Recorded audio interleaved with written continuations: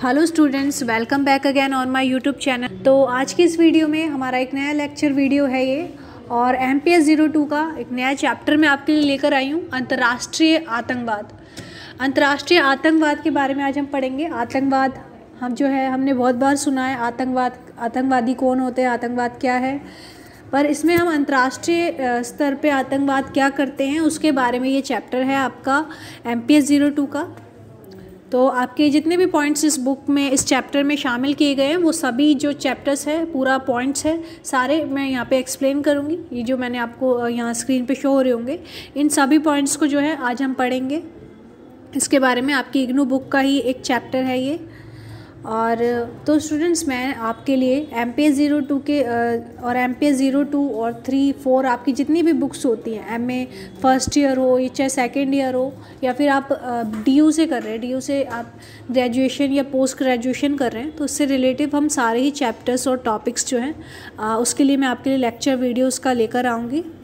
तो यहाँ पे अंतर्राष्ट्रीय आतंकवाद का आज हम पहले चैप्टर पढ़ेंगे, और अगर आपका कोई और सा चैप्टर होता है नेक्स्ट, तो आप जो है हमें कमेंट करके बता सकते हैं। तो आतंकवाद क्या होता है, पहले हम ये जान लेते हैं।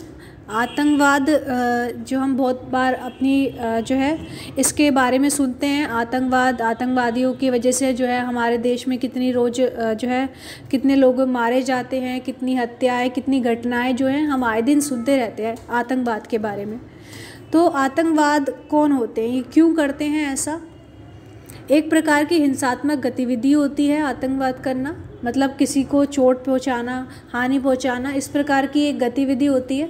और अगर कोई व्यक्ति या कोई संगठन अपने आर्थिक, राजनीतिक, विचारात्मक लक्ष्यों की प्रतिपूर्ति के लिए देश या देश के नागरिकों की सुरक्षा को निशाना बनाए, तो उसे आतंकवाद कहते हैं। यानी कि ये जो है आतंकवादी क्यों करते हैं, ये मतलब उनके कोई भी इच्छाएं होती है, कोई भी उनका लक्ष्य होता है, जो भी, चाहे वो आर्थिक हो, राजनीतिक या फिर विचारात्मक लक्ष्यों को वो पूरा करने के लिए जो है देश के लोगों को हानि पहुंचाते हैं, किसी देश की सरकार को जो है हानि पहुंचाते, ताकि सरकार जो है उससे डर के उनकी शक्तियाँ, उनके जो भी लक्ष्य हैं उसको पूरा करने के लिए दे दें। तो उन्हें कहते हैं आतंकवाद। ये अपने आर्थिक लक्ष्यों, राजनीतिक लक्ष्यों को पूरा करने के लिए आतंकवाद फैलाते हैं, हिंसात्मक कार्य करते हैं, लोगों को हानि पहुंचाते हैं और किसी राज्य को जो है अपने कब्जे में करते हैं। तो आतंकवाद की क्या किसे कहते हैं ये आपको समझ में आ गया होगा। आतंकवाद हम अपने रेगुलर लाइफ में जो है बहुत बार इसकी घटनाएँ सुनते हैं। तो आतंकवाद, अंतर्राष्ट्रीय आतंकवाद क्या है? आतंकवाद के कुछ प्रकार होते हैं। तो यहाँ पे हम 2 प्रकारों के बारे में पढ़ेंगे। एक होता है सीमा पार आतंकवाद और एक होता है अंतर्राष्ट्रीय आतंकवाद। तो सीमा पार आतंकवाद क्या है? ये कार्यकर्ताओं को उनके अपने देश के लिए दूसरे देश द्वारा प्रशिक्षित किया जाता है।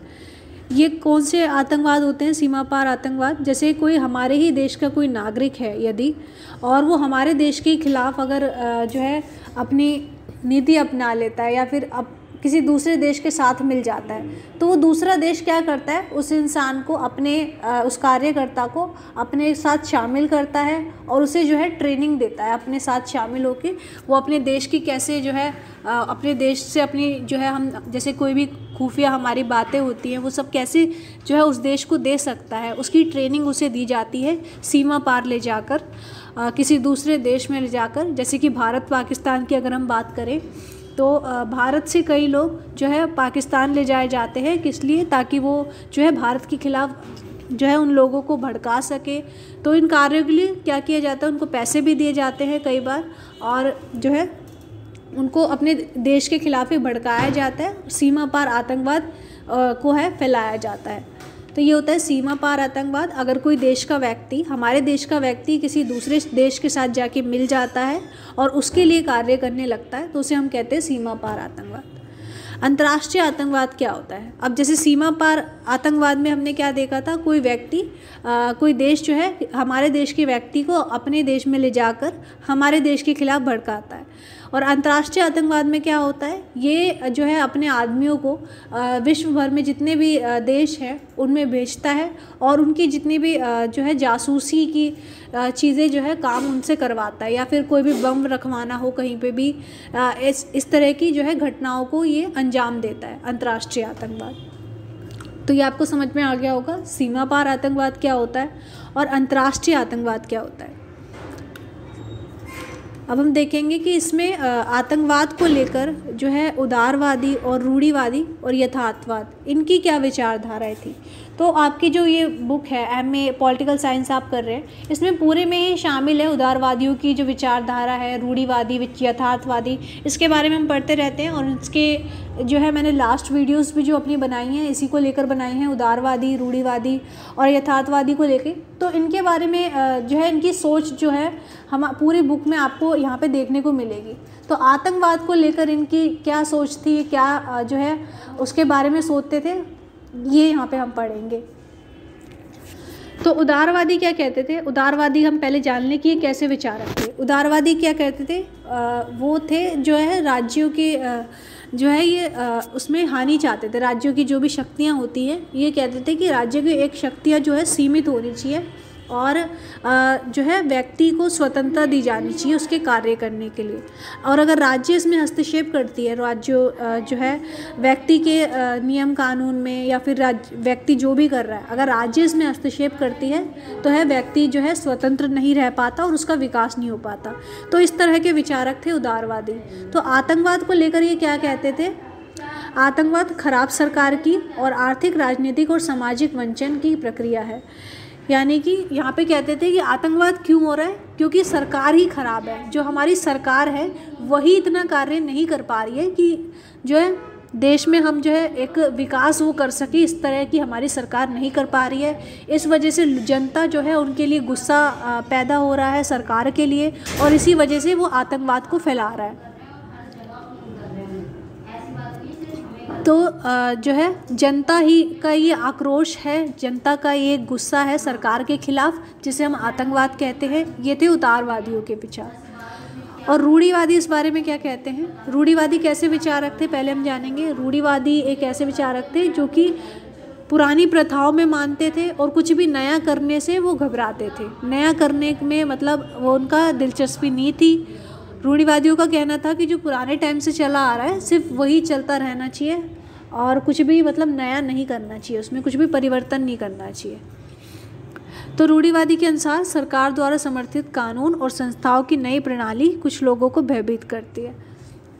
यानी कि रूढ़िवादी क्या कहते हैं, सरकार जो भी नए कानून बना रही है, जो भी नई संस्था बना रही है, उससे क्या है लोग जो है उसमें जो है एडजस्ट नहीं हो पाते हैं इस तरह में और उससे जो है भयभीत होते हैं, अपना परिवर्तन नहीं कर पाते हैं। और जब इन सब चीज़ों का वो एक्सेप्ट नहीं कर पाते हैं तो वो अपने आतंकवाद का रूप ले लेते हैं, सरकार के खिलाफ जो है वो आवाज़ उठाना शुरू कर देते हैं। तो इस तरह के विचार थे रूढ़िवादी के आतंकवाद को लेके। अब नेक्स्ट आते यथार्थवाद। तो यथार्थवाद क्या विचार रखता था, यथार्थवाद तो पहले हमेशा ये बात करता था कि राज्य की शक्ति को हम कैसे बढ़ा सकते हैं। राज्य जो है अपनी शक्तियों को हमेशा उसे बढ़ाते रहना चाहिए और कैसे वो बढ़ा सकता है इसे हमेशा देखना चाहिए। तो यथार्थवाद राज्य को बचाने का केवल एक ही तरीके को मानता था, वह है शक्ति। यथार्थवाद इसीलिए वह आतंकवाद के संघर्ष का कारण है। यानी कि यहाँ पे कह रहा है यथार्थवाद कि जो है शक्ति के द्वारा ही हम अपने राज्य को बचा सकते हैं। तो आतंकवाद जो कर रहा है अपनी शक्ति को बढ़ाने के लिए कर रहा है और यथार्थवाद यहाँ पे उसका पक्ष दे रहा है। तो ये थे सबके विचारक। उदारवादी कैसे विचार थे, जो राज्य को जो है हमेशा बुरा मानते थे। और यहाँ पे भी उन्होंने आतंकवाद का क्या कारण बताया है कि सरकार ही ख़राब है, इस वजह से जनता जो है अपना गुस्सा प्रकट कर रही है, आतंकवाद फैला रही है। तो आतंकवाद जो किसकी वजह से है, सरकार की वजह से। और रूढ़िवादी कैसे विचारक थे, जो कि पुरानी प्रथाओं में मानते थे और नया करने से डरते थे। तो रूढ़िवादी के अनुसार जो है कानून और संस्थाएं जो नई प्रणाली अपनाई जा रही है इनकी, उसके हिसाब से जो है सरकार जो है जनता उसमें जो है ढल नहीं पा रही है और उसके डर के कारण जो है आतंकवाद फैल रहा है। और यथार्थवादियों का कहना था जो कि राज्य की शक्ति में विश्वास रखते थे। और शक्ति यथार्थवाद इसलिए क्योंकि वो कहते थे कि अगर कोई राज्य अपनी शक्ति बढ़ा सकता है तो उसका एकमात्र उपयोग होता है शक्ति, और इसीलिए वो आतंकवाद का पक्ष लेते थे यहाँ पे।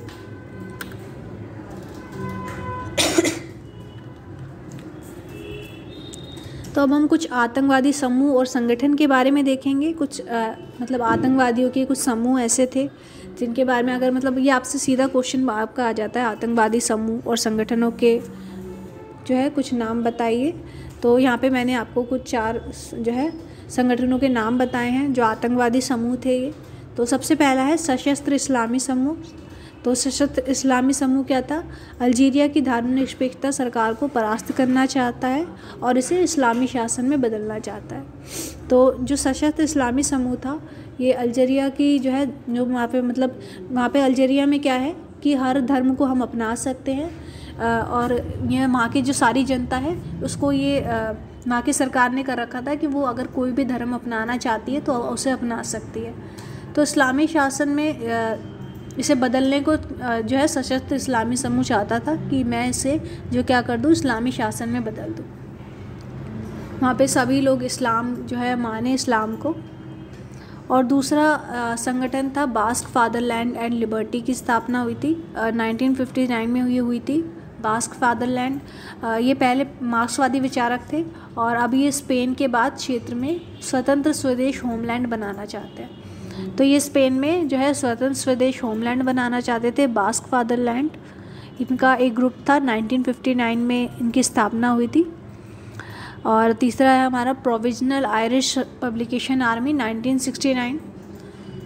तो ये क्या थी? उत्तरी आयरलैंड से ब्रिटिश सेना हटाने की मांग कर रहा है, यानी कि जो है ये ब्रिटिश सेना से क्या मांग कर रहा है कि आयरलैंड को हटा देना चाहिए। और लास्ट है हमारा सैंड्रेरा ल्यूमिनोसा और 1960 में ये आया था। और इसका क्या उद्देश्य था कि दशक के आखिरी में जो है मतलब ये 60 के दशक के आखिर में गठित हुआ था और एक गोरेला समूह है और पेरू को विदेशी प्रभाव से मुक्त कराना और पेरू की संस्थाओं को नष्ट कर उनके स्थान पर कृषक क्रांतिकारी शासन ये लाना चाहता था। तो है ये मतलब ये क्या चाहता था कि पेरू एक देश है उसको जो है अपना कब्ज़ा करना चाहता था और वहाँ पे जो है अपनी वहाँ की संस्था को बदल के वहाँ पे कृषक क्रांतिकारी शासन वहाँ पे लाना चाहता था। तो ये 4 नाम आपको याद रखने अगर आपसे पूछे जाते हैं आतंकवादी समूह और संगठनों के नाम, तो आप जो है ये उसमें ऐड कर सकते हैं। तो पूरे चैप्टर में आपका मतलब अगर पूरा थीम मैं देखूँ तो आपका यही चीज़ें शामिल थी इसमें। और अंतर्राष्ट्रीय आतंकवाद में मतलब अब आपके चैप्टर में जितनी भी चीज़ें दे रखी थी वो सभी को मैंने यहाँ पे ऐड करके आपको दिखाया है शॉर्ट में। अगर आपको जो है इसकी फुल एक्सप्लेनेशन चाहिए यहाँ पर, जैसे कि मैंने आपको यहाँ पे सिर्फ 4 ही जो है समूहों के नाम यहाँ पे बताएं, अगर आपको उसके नोट्स चाहिए, अगर आपको जो दिए जाएंगे उसमें जो है सारे ही आतंकवादी समूहों के बारे में लिखा होगा और आपके जो भी इस पर क्वेश्चन बन सकते हैं इस चैप्टर से रिलेटिव उसके बारे में यहाँ पर लिखा होगा। आतंकवाद के प्रकार, ये क्वेश्चन बहुत बार पूछा जाता है, आतंकवाद क्या है और उसके प्रकार। तो उसमें आप क्या लिख सकते हैं, आतंकवाद क्या है पहले आप ये डिफ़ाइन करेंगे, फिर उसके बाद आप प्रकारों के बारे में बताएंगे और लास्ट में जो है आप एक कंक्लूज़न देके अपना जो है क्वेश्चन ख़त्म करेंगे। तो ये पैटर्न होता है MA के स्टूडेंट्स के लिए। तो इसको ही जो है, और ये मैंने नोट्स में भी ऐड करा है, यहाँ पे मैंने आपको काफ़ी शॉर्ट में जो है समझा दिया है पूरा चैप्टर। मतलब ये आपको थीम समझाने के लिए था। अगर आपको उसके फुल नोट्स जो दिए जाएंगे उसमें एक आप क्वेश्चन की पूरी एक्सप्लेनेशन आप कैसे देख सकते हैं, 20 मार्क्स का अगर आपका क्वेश्चन है, 10 मार्क्स का क्वेश्चन है, तो उसमें ये सब दिया जाएगा। तो स्टूडेंट्स अगर आपको ये हमारा वीडियो पसंद आया हो, आपको थीम समझ में आई हो चैप्टर की, तो आप जो है ये चैप्टर भी हमसे जो है इसी तरह के और भी चैप्टर्स आप हमसे बनवा सकते हैं। अगर आपका कोई और टॉपिक है वो हम लेकर आएंगे।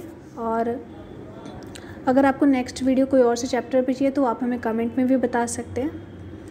तो thank you so much students video को एंड तक देखने के लिए।